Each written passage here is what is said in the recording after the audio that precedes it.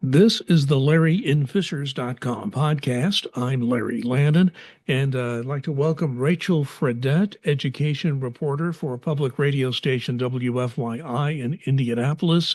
Rachel, welcome to the podcast. Great to have you with me. Good to see you, Larry. It's honestly great that we get to connect just shy of a week or two after we already talked. Yes, you and I talked at the WFYI studio. It's always good to go to a radio station because that's where I started my broadcasting career in 1969, dating myself more than a little bit there. But you and I got to know each other first when you worked at the Indianapolis Star and covered suburban school boards. And we kind of re-upped again when you went to WFYI and you covered some of the activities of the HSC school board there as well. You have now been, you're still working on education for WFYI as a reporter, but I know your focus now is going to be on this session of the Indiana General Assembly. They have this thing called Organization Day in late November as a precursor to the early January opening of the legislative session.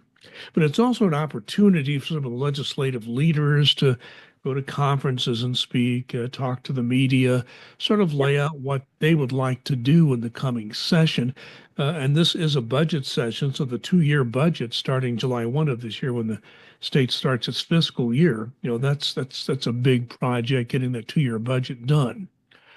So the House and Senate leaders, as well as the governor's office, they've all listed expansion of vouchers for private schools as a big priority for them. I don't know about you. I've been covering this since I've been covering a local school board. This also impacts local schools.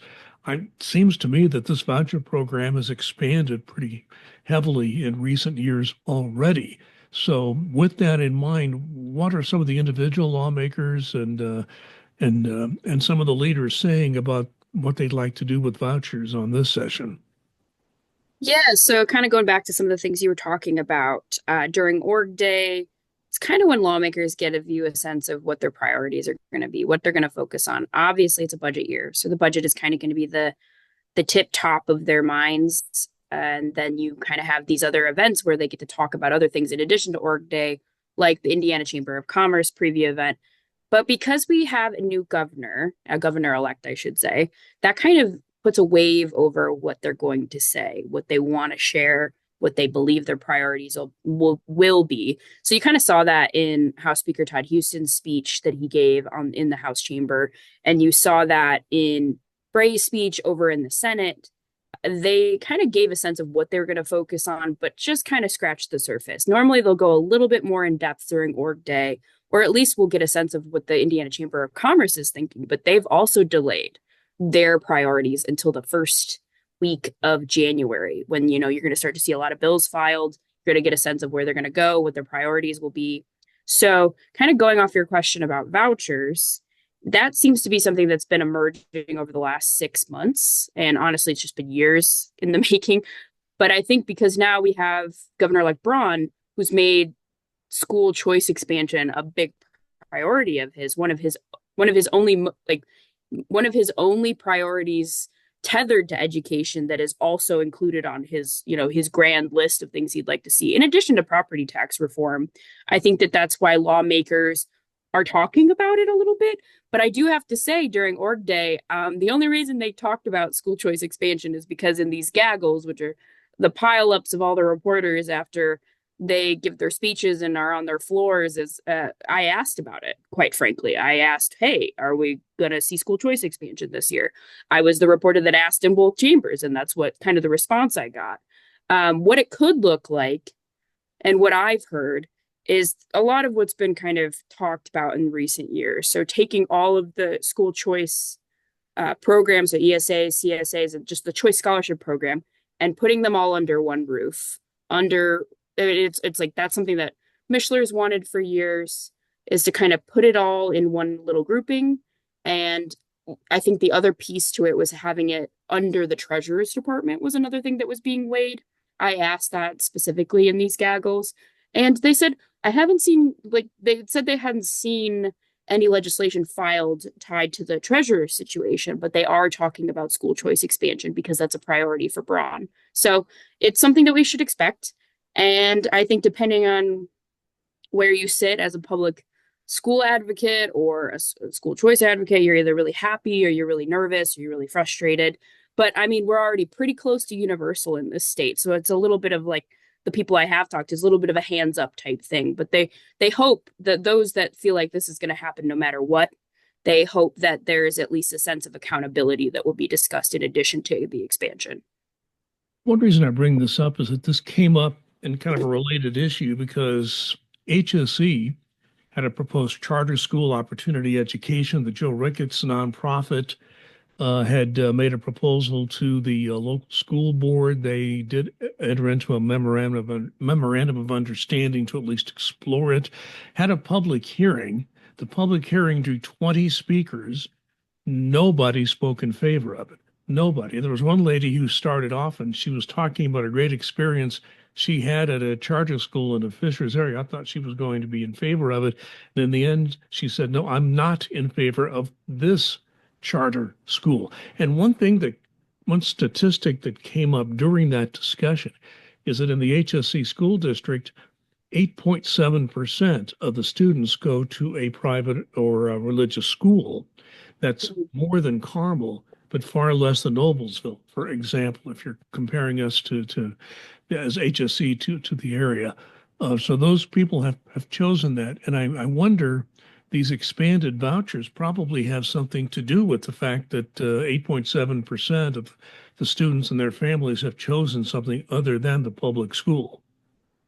Yeah, it's certainly grown, and especially in the last year. The 2023-24 school year really showed I think some of the biggest growth for not just the school choice program, but like the more specific little subsets, like the ESA program, which is a little bit less known, I think, depending on unless you have a child who, is like requires services or has an IEP, students for disabilities, students with disabilities, they basically they have the program that focuses primarily on helping parents who choose to participate in it utilize the voucher in kind of a select amount of ways that the state will allow them. And I'm pretty sure because I reported this earlier in the year, they're all the money that they budgeted for that voucher program is spoken for. And I think it's around 1,000 students that are enrolled in this for like this voucher program. And there's also siblings now too. So there's expansion and not just in general, but like in the more specific parts of the voucher branches. And I think it's just like parents are showing not that they want choice, but there's also a lot of options. And I think that that's what the Braun administration wants to continue is to have more and more options. But I think the concerns, and it's a little bit different with the HSE charter because it would have been a charter school or an innovation network school. If you correct me if I'm wrong, I know that is now not happening. But I think the concerns that get displayed when you have a charter school is the kind of same old thing, same old song and dance that you hear is like the concern that eventually that will just pull away funding from the school and that it will just cause more and more kids to go. And where kids go, their money follows them in the state of Indiana. So that per pupil funding would go with them to this charter and cause, I think there's just like a fear that it would like put even more budget restrictions on HSE, which is clearly struggling a little bit financially. And I think the same thing goes with vouchers. It's just again, I've heard a lot from sources about accountability, about wondering, if you keep expanding and you put it and you make it formally universal, what is it going to look like, and what kind of stressors is it going to put on the education budget in general? And I think when it comes to charter schools, it's a little bit different because right now there is some choice referendum sharing. But there is a chance that even in this session that it could be expanded statewide. It's been individualized to specific districts, but knowing that money for charter schools would have to be like that referendum money would have to be kind of that cut of the pie would have to go to a charter school. I think that might be some of the concerns for people who are more of a supporter of the traditional public school experience. So that's a little bit about that. But yeah, I do think both of those things could wind up coming up and getting more specifics around them. Well, the way vouchers dovetailed into opportunity education, the charter schools, the administration at HSE claimed that they were going to go after these students that were already not in the public schools to try to bring them into this opportunity education school, which would not have siphoned money away from the public school, but they had to admit that if that didn't bring enough students, they were going to have 500 or 600 students eventually in that opportunity education charter innovation network schools. So, but that debate is for another day. Now that is they've decided not to go through with that. I want to talk about something Speaker Houston mentioned. Again, he resides in Fishers as he represents the eastern portion of Fishers. Uh, he's been touting in some of the discussions a few days ago about the teachers' salaries. The teachers' salaries have now increased on the average to $60,000 a year. That's an increase. But even with those increases, that is an average number. So not all districts are at or above that number. I worry a little bit about teacher compensation being competitive in Indiana in two different ways. Number one, are we competitive with our surrounding states? And then are we even competitive with where teachers can go? I mean, teachers are highly educated people. Most of them get master's degrees. They could do other things. So I guess the question is teacher compensation going to be before the legislature? And have you heard much about where lawmakers may go with that? Mhm. Yeah, I wouldn't be surprised if it comes up. I mean, I'm pretty sure the annual bill, at least it's she almost files it every year, but specifically on the budget year, Representative Sheila Clinker almost always files a bill asking for the floor to be 60,000 because right now in the state of Indiana, it's required that every school district pays teachers specific with the specific certifications and whatnot 40,000. It was something that Holcomb kind of partnered and pushed for in his priorities, and lawmakers got it done a couple years ago. And they gave him, I think, they gave schools, I think, 3 years to hit that floor. So Clinker is kind of pushed for that for many years, saying that like she believes that, we could have a continued brain drain, or we could have concerns that why would they even choose the profession if this is kind of where they're going to start and where they're going to go. I can't speak to like the surrounding states. I'm originally from Michigan, and I usually pay attention to pretty close to where their average starting salary is. And I don't think it's probably too far from Indiana's. Unfortunately, I think the average starting salary for teachers is a little bit to be desired in most states, specifically in the Midwest. But I wouldn't be surprised if our average of 60,000 is pretty comparable to like Ohio and Michigan. Usually they all kind of watch for each other depending on what it'll be. I mean, a perfect example is we were talking about vouchers, we were talking about school choice. You have a lot of states that are paying attention to what Indiana is doing because if they're in, more Republican-led states, they want to expand school choice. You're going to look to a state that's doing that, whether or not it's doing it well or whatnot. It depends on how you view it. But so it's just like looking to the example. And I think Houston made a point just being kind of his speech was mostly a lot of celebrations. That's kind of how he chose to do it. Really didn't lay out many priorities. And one of the things he said was, we're happy to see the teachers are being paid what they're being paid. We're happy with how many students are in the school choice program. And so I think it's going to come up. I am not sure if this is going to be something that happens with like some type of an incentive program, or like adding more money to the already existing incentive programs. If it'll be trying to have, some type of bipartisan support for raising the floor again to like say 50,000. I'm not entirely sure where it's going to wind up. We know that that's always going to be a priority for the state's largest teachers union. It's always going to be a priority for the individual teachers unions because, I mean, they can always fight at the table, but they're wanting the overall profession to have a higher, caliber of pay in order to kind of sustain things. That's always their argument. So I guess we'll just have to see. Something else that the speaker mentioned based on the stories I've read that you wrote and others have written about the organization day and what's said surrounding that. There's a lot of discussion and pushback for the proposed changes in the high school diplomas. The legislature wanted to focus more on work-based learning with fewer students going to college. Like in HSE, we still have a large number of students that gone to college from our school district, but it's lower than it has been in recent years. So Mhm. this career-based education has now become a priority. But again, the diploma had the original, how should I put it? The original proposals didn't go over well. Some tweaks have been made on that. Do you think the Mhm. legislature has any stomach to get back into that debate? I feel like that's a little bit more complicated. So I mean, the State Board of Education has not voted on this final look of high school diplomas yet. They'll do that next month.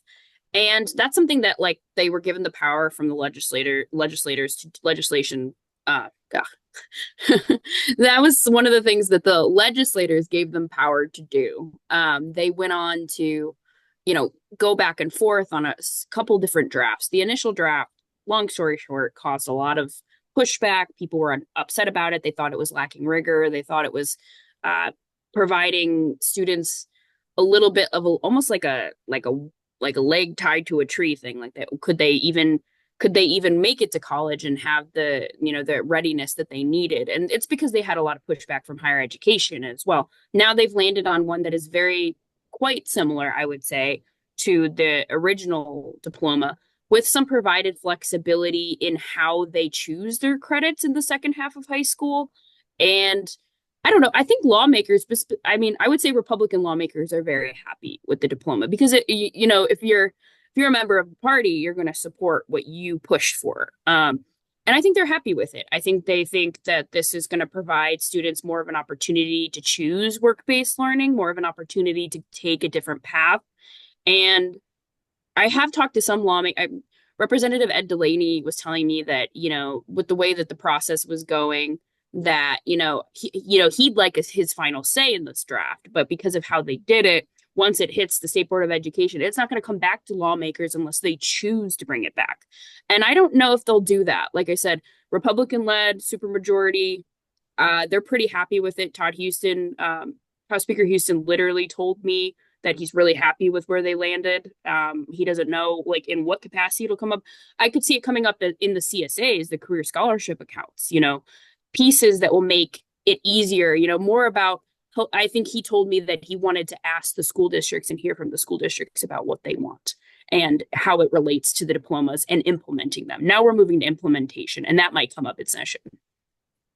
Ever since the decision was made to take on a great deal of school funding at the state level. This happened when Mitch Daniels was governor. Ever since that happened, school funding is now in the legislature more than with the local governments as far as paying for teachers, which is the biggest expense of any school system is personnel. During the campaign for governor, there was a pretty specific promise made by Mike Braun as he is now getting ready to become governor now. That was a pretty big promise he made. But there's a lot of pressure on the state budget. Now, I'm not an expert on state budgets, but as I understand it, that Medicaid funding problem has not been solved yet. There's Yep. a lot of other pressures on the state budget, and yet the governor is saying he really wants to find a way to get property taxes under control because people are complaining about it. One legislator, I think sometimes you find a legislator that lets the cat out of the bag. They say something that was said in private and let it out. One legislator said, well, I can't remember who it was or where it was said. Well, we can just give the counties the option to increase their local option income tax. Oh my goodness. Let's just say these local officials were unhappy to hear that because their response was, okay, legislature, you're going to be the good guys, lower the tax. You're going to lay it on us to increase taxes just to keep our services at a level Mhm. kind of situation. So I don't know where that's going to go. But obviously, the legislature, if they want to control or lower or just cap property taxes in some way, it's the fair market value issue that seems to be doing that, particularly in suburban areas like Fishers and other areas where property values are going up. what are you hearing from lawmakers about where this might go? I don't see a consensus, but maybe this is not the time for that to form. I think the most I've heard, I mean, we have a tax review task force that's been able to, we have the review task force that has been looking at this for a while. I think they've put out a few reports about what they're hoping to do. And, there's been a variety of things that have been weighed. The state's individual income tax is one of them. That's pretty much not on the table anymore. That's not something that they're going to even look at this year, supposedly. And then you've got the conversation about capping property taxes, and that's being discussed technically on both sides. It's two very different conversations. I think there is an agreement that they need to provide relief to property taxpayers. I mean, I think Indianapolis had like the highest, or the, I guess, the largest percentage increase in property taxes in 2024. I could be wrong, but I'm pretty sure that the city in general is like, you're seeing this surge even compared to other cities nationally. And that, that's reflecting in a lot, like that's going to be reflecting in a lot of people's property taxes. And I think that they want on both sides, there's this in the middle that's like, well, we got to provide some type of relief. But when you ask Democrats about it, it's like you need to provide like substantial relief, but also keep funding schools and also make sure that we're not going to, put all the pressure on the local governments. But like, how do you fund that formula? And then you have Republicans that are saying, we're going to provide relief. It might not be exactly what everyone's looking for, but it's going to be something. And then we'll do it, incrementally over the years and see what we can do and how we can make that impact. But I think it's just a little too early to tell exactly what they're going to do. I do think it's going to be a priority. I think it's going to be probably the highest priority next to the budget, to find some type of a formula that's going to work out that, we obviously have a super majority, so that, they're going to hear out their Democratic counterparts, but like it's going to be a Republican led initiative. And obviously the Braun administration is making this a huge priority. So they're going to do it. They're going to do it in some way because that's typically how this kind of formulation works. Yeah, what I found is that it's not necessarily a Democrat versus Republican debate. It's bicameral. It's the House versus the Senate because sometimes they don't look at it the same way. I also find it Exactly. I also find it interesting, it wasn't that long ago, Rachel, when there was this talk about repealing the state income tax. And like Yes. nobody is talking about that anymore. No, that's kind of, I mean, that's essentially it. That from what I've heard. Now, I will say, like, and again, I could be wrong. I don't have my references in front of me, but I'm almost certain that the income tax, state's income tax has like incrementally gone down. It's just like slightly gone down. There's been there, it's not like it's been growing. It's been ticking just a little bit down and down since 2017, or it should be pretty close. I don't know. But I do know that I think that's something that's going to be continual.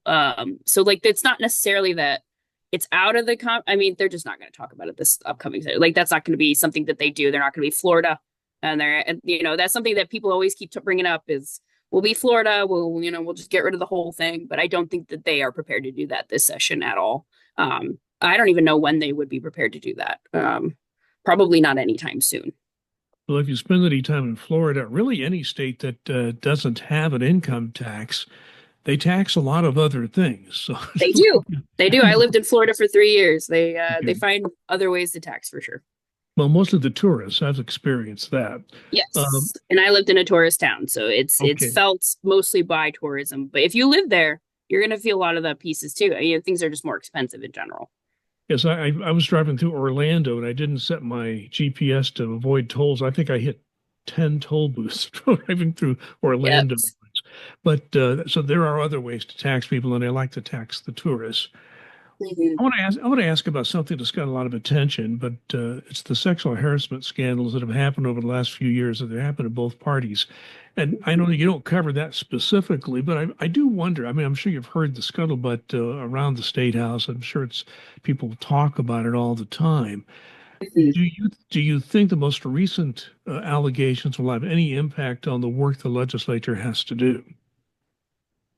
I will say that the closest I've really noticed that about how this could kind of be like this cloud that looms over the budget session is when we were having, org day and hearing from lawmakers and having conversations, typically that's when people pepper them with questions about what the priorities will be. And clearly that's, at least if you were sitting in these conversations, it'd be very clear to you what exactly is going on when almost all of the questions were dedicated to the sexual harassment complaints that were filed against Senate Minority Leader Greg Taylor. So it's also the idea that, I think the Star has been doing some coverage to kind of make the argument that this is more of a cultural problem. This is a problem at the state house, and it's been something that's been a problem for a long time. Depending on who you ask, they'll tell you whether or not they think it's a problem. I think that, when I heard how House Speaker Todd Huston was responding to this, it was a lot of like, we want to support women who work there. We want to support anybody who works, in the state house. I don't think we have a culture problem, but we're going to continue to be there and make sure that we're paying attention to these problems. But then his party won't release the investigations along with the Democratic Party. That their personnel, they're viewed as more of like these personnel concerns. And so I think it's something that's just going to keep coming up because the question is being pushed. It's what are we going to do? How many of these harassment complaints are there? And, as someone who's covered different types of stories related to this, I've covered sexual assault, sexual harassment, child sex abuse. If you write one story, it's going to create a pool. There's going to be a lot of stories. And that's what I think could cloud over a budget session. And not necessarily cloud, but it's just something that's been kind of behind a door and it's breaking down the door at this point. So that's where I think it could become more of a concern. And more of something that they can't avoid is if there's continually more and more stories that come out about different lawmakers. Because I do believe, I don't think Greg Taylor is a standalone, and I don't think Greg Taylor will even be the only senator that we even hear about, or even, it could be a representative at that point. It's just statistically, you don't have the exact probability there, but if there's one person and they, you serve it for an amount of time, the likelihood of there being more and more because of the sheer amount of people at the state house it's just more likely. So I guess we'll just get a sense of how they're going to handle that and whether or not there's going to be legislation tied to it, putting themselves in check with their own ethics. Interesting. Victoria Garcia Wilburn, a member of the House who represents Carmel and West Side of Fishers, sent out a news release the day we record this. Basically, I think she's going to introduce 10 bills, two of which are for protection of sexual assault victims. But she never mentioned the State House scandals at all. But it's clear that she's reacting to that. So we'll see where this all goes. I do want to say one brief thing before we wrap this up, Rachel, that I have been myself a member of WFYI Radio and Television for many, many years. I've always supported it.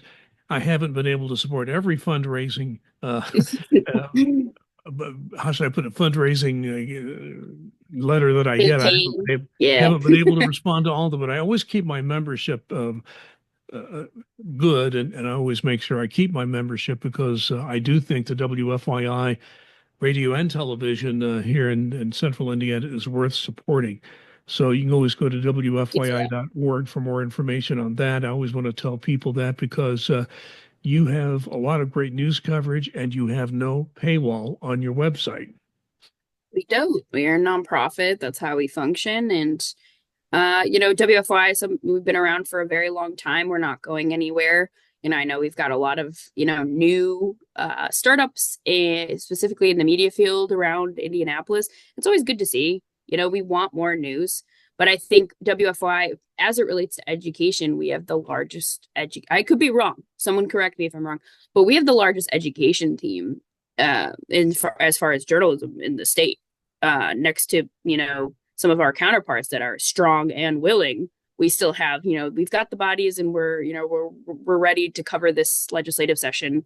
And I'm kind of leading that. I'm really excited about it. And my editor, Eric Weddle, who's been covering education for many years too, he's going to be part of that as well. And we're coming up with a good way to see how we should cover things. So if anybody has any things that they're worried about or interested in, feel free to reach out. Well, I got to know Eric when he worked at the Indianapolis Star and covered Fishers for them. So you and Eric are two terrific members. And I can't think of a news outlet with more education reporters than yours. And I know the entire state public broadcasting throughout the state depends on WFYI for the state house coverage and the coverage of the legislature, the governor, and state agencies. So you do have a very big burden in that regard. We're out of time here. IPB does good Anything? work. Pardon me. Hmm. I'm say that again. IPB does great work. Yep, we're glad to have partners and all that. And yeah, getting the statewide coverage is just as important for sure. So we're out of time. Anything you'd like to add before we wrap this up? Nope, I appreciate it. I'm glad we got to talk in my studio, and now I'm coming from live from just outside Detroit, Michigan. And I hope everyone has, I don't know what's airing, but I hope either post or pre-holiday, I hope everyone has a lovely holiday. We'll post it the same day we recorded. I had no idea you were in Detroit, but you're there for the holidays. Enjoy Yes, that I time. am. I am I, here for Thanksgiving with my family. Yep. I have spent a lot of time in Detroit. I actually like many parts of Detroit. Detroit gets a bad name, but It's I changing. enjoyed it.